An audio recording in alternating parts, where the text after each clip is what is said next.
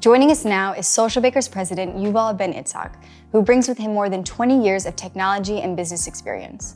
He took the helm of Socialbakers back in 2017 and has since made it his mission to help CMOs across every industry. Yuval regularly shares his insights on social media trends and innovations with international media, like Reuters, the Financial Times, and the BBC. And now you'll get to hear from him at Socialbakers Engage.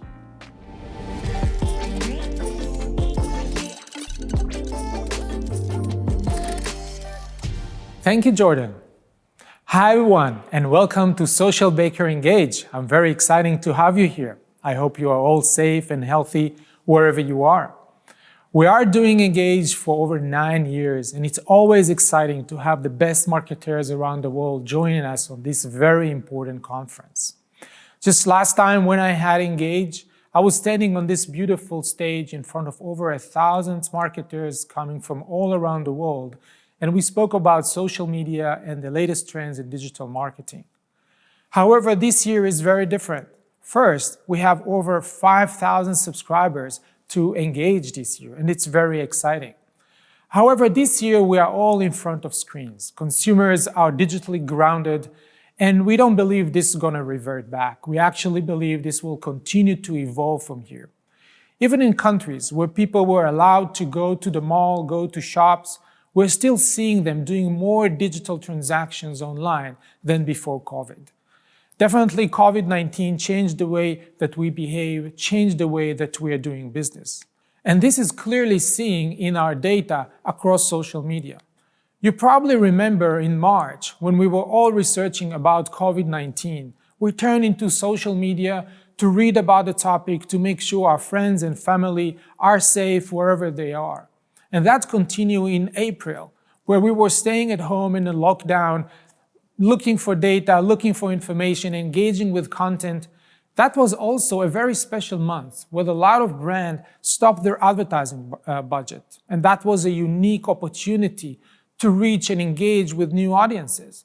Because with the increased supply of readers online and a decrease in demand for ads, that make the ad price very low and open for smart marketer an opportunity to reach new audiences and engage with many more people in a much lower price.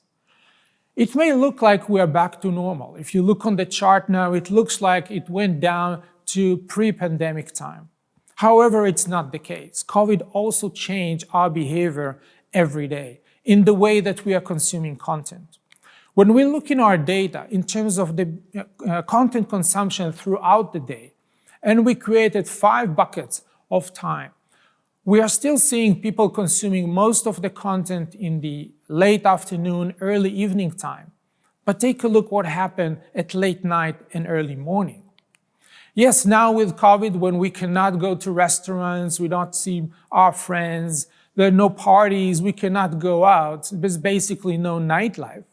People go to sleep sooner. And as a result, they wake up earlier. And the first thing they're doing, they're going to social and starting to consume content. We've seen this shift started after COVID. And as you can see on the chart, it continues to happen as we see now. And this is another opportunity for brand marketers to start to reach consumers in early morning time. This is something different than before COVID-19. And what is the first thing people are doing when they wake up and they want to consume the content? They turn into mobile. Take a look how mobile started to see a lot of increase. People sitting still in their bed or sitting, drinking a coffee, using their mobile device and engage with content, engage with brands. And this is just an indication how important it is to have a mobile-first content strategy for brand to make sure that your content is seen and is effective over mobile devices. And when we are looking on mobile, you may ask, so what people are doing there? Other than engaging with content from my friends, from my colleagues, from my family, a lot of people are using social media over mobile to do the brand and product discovery. And the younger the age, the more time they're spending on this research. And once they find the product that they like, they turn into the e-commerce application. Here you can see the Amazon, the Walmart application being used. This is where people are actually making the purchase. And we should pay attention to social commerce. Social commerce is taking so much momentum right now. And actually, it will keep the user within the social experience. And we're going to see a very interesting trend coming around that. And brands should be prepared to the social commerce trend that is just around the corner. With all of that, it was very interesting for us to research how brands are spending their budgets around advertisements. As the chart is showing, in April, there was a big hole, a big stop on the budgets across the world, across all brands, because everyone was unsure what exactly is going to happen. As mentioned earlier, that was a very unique opportunity to reach new audiences at a very low price. But as things continue, we're starting to see e-commerce really skyrocketing. You can see how e-commerce really went up. A lot of budgets were pushing there as more and more consumers remain online, remain connected to digital channels. That follow with beauty brands and automotive brands. And that's very, very interesting to see and track as things are progressing. However, that wasn't the case with influencer marketing. Although in 2019, that was the phenomenal year for influencer marketing. Influencer work with brands, help them to promote the message, help them to promote the product. In 2020, we have seen almost a 20% decrease in influencer marketing activity.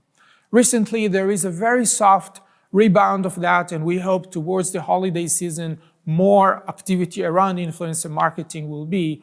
But as you can see from the chart, it looks quite soft throughout the year. So overall, consumers have many digital channels to engage with the brands, either the own channels like the website and the apps, but more and more across social channels. There's so many channels to choose from, so many experiences to use, and that's exactly what consumers are doing. So if we take a look how those engagements look like, how many touch points the consumer has across the steps of the funnel, from the very early phase of the research phase about the brand, about the product, they can choose from multiple touch points to learn and do that research. And that continues as they are looking to actually purchase the product. They can do that through the app, they can do it online, they can do it by the phone, and they can interact with the brand in a different way, also after purchase, when they have a question, when there is a care issue, when they ask for a refund. For the consumer, this is a single customer experience. It's a combination of the different touch points that they can choose. However, for the brand, many brands are still structured in the old way. There is the marketing team, there is the sales team, there is the care team. Many of them are still operating in silo. Some of them are even having a complete different system to run their operation. And these systems are not sharing the data between them. So while the consumer is seeing a single experience of the brand, the front office application are still not connected. And that generates a very interesting phenomena, what we call the customer expectation gaps. A lot of people are asking me, what is a customer experience? How can I measure it? Well, consumers having expectation. They have expectation when they are learning about the brand, learning about the product. They have expectation during the purchase phase. And they have expectation when they're calling and reaching out to care, how that experience should be. It is very important for the brand to be able to measure between what they believe they are delivering to consumers versus what the consumer actually believe, how the brand meeting their expectations. Because once this gap is getting small, and the overall customer experience is positive, the reward for the brand is quite significant and is seen across the different business metrics. The consumer will purchase more, they will be more loyal to the brand and stay for long, and they will consume less customer care. And that's definitely the key business metrics that every brand wants to achieve. Well, it's easy to say, let's create a positive customer experience. But it's become very, very challenging now in COVID-19 with many brands, and we've seen it across our customer base, seeing over 6 times more messages or engagement from consumer coming through social channels. While they are still structured in the old way, well, there is a marketing team, there is a care team, and each is running their own system, their own flow, but then there is a huge flood of messages coming from all across the social media network. How would you operate that? How would you actually become successful? So let's take a look how this is actually happening. Here are the different social media channels that consumer can choose from. It's no longer in the hand of the brand. They're not owning these channels. These are the channels that the consumer chooses to use. And then they will reach out to the brand and expecting an answer to a question, expecting an answer to information that they need. However, the brand is still structured in different way. There is the marketing team, the care team, the sales team. What happened in reality these days is that each of these groups need to screen all the inbound messages coming from social and decide which message they need to respond. As a result, we're seeing a very late response by the team. We're going to see a lot of teams that are overloaded with messages, and definitely productivity isn't great. A better solution would be if the brand will utilize a system that at the front will have a conversational AI chatbot that can respond to frequently asked questions first, reduce the volume of messages that the brand needs to deal, where you really need a human and need a person to understand the question and respond to that. There's still many questions that repeats themselves and the chatbot can respond to that. The second, you need a machine that will automatically be able to label those inbound messages and assign them either to the marketing team or to the care team, and in some cases, even to the sales team, making each team very productive while maintaining the data, have the visibility, where each message is, how quickly people responding to that. Because a lot of brands are now coming and saying, yeah, we want to go all the way digital. We want to provide everything to our consumer directly. That requires a lot of homework. That requires a lot of changes in the way that the brand operates. You suddenly need to know how to respond to a lot of questions that your partners, your reseller used to do before that. You need to be prepared with a system. You need to make sure that you have a platform that can provide you that visibility, will enable you to deliver this type of an experience. So let me show you some of the key components that you should have in this type of an application. The first and foremost, you need to make sure that your customer is at the very center of that the voice of customer is clear and you'll be able to measure. You want to bring the data from both your own systems, from your website, from your app, and from your social. And you want to make sure that you have a clear visibility about the personas, about the demographic, about what drives interest over there. This is the high-level view about your audience that you need to know. And then you want to make sure that you can listen to them. You want to make sure what they're talking about, what really drives, what is the trend over there. You want to have a system that can bring this data from all sources, making sure that it's visible, accessible for you in a very easy way, that you can track what are the conversations around your audiences. And then if something unusual happens, you want to make sure that you can click on a single button and dive deep into the information to see what content is actually driving the conversation, either the positive one or the negative one. You want to make sure you understand what is the main information that your clients are interested in, because that will help you to create the content and drive more engagement. You want to make sure you have a system that leverages AI and can recommend to you what is the content for your next campaign that will drive most of the engagement. And this directory of content can be available to the entire team to work and plan towards that campaign. And once the content is ready, you want to be ready in a single click on a button to publish it across the different channels at the right time when your audience is there. Remember, now in COVID-19, people are available early morning, and that's make it very interesting, a great opportunity for brands to push the content at that time. And after you push the campaign and the information is out there, you want to make sure that you can measure everything. You want to measure the paid, you want to measure the organic, you want to connect that from all your accounts, from all your pages across the different social media networks. You want to make sure you have a single unified view how everything is performing, how everything is progressing, so you know if you are successful. And then when the content out and people start to engage with the brand, people starting to send these questions that they have, at the front line, you should have a conversational AI chatbot that is capable to respond to the frequently asked questions.